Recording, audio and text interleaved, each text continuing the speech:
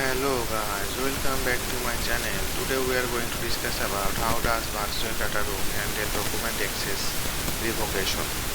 So a virtual data room VDR provides administrator with the ability to revoke document access when necessary. Revoking access ensures that authorized user can no longer view or interact with a specific document. Here's how VDR typically handle document access revocation. Number 1. Administrator control. VDRs grant administrative control to designed user to role within the system. Administrators have the authority to manage and modify document access permission for individual user or user groups. Granular access control. VDRs usually offer granular access control, allowing administrator to assign different level access to a specific document folder. This can include read-only access, download permission, and ability to edit, upload documents. To revoke access, administrators can modify and permission for relevant user group, removing their access right and specific documents.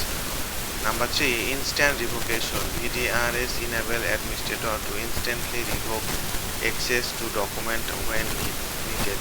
This is particularly important in scenarios where access needs to be revoked immediately due to security concern or charges in user privilege. By revoking access in real time, administrator can ensure that authorized individuals are access to confidential information.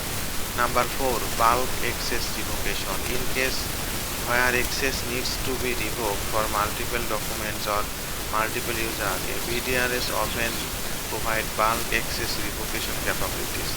These features allows administrators to select multiple document or user and revoke their access simultaneously, saving time and effort. Number 5. Notification. When access is revoked for a specific document, VDRs can send automatically notification to affected user, informing them of change. These notifications serve as alerts. Audit logs. VDRs maintain detailed audit log that capture user activity, including document assigned and modifications.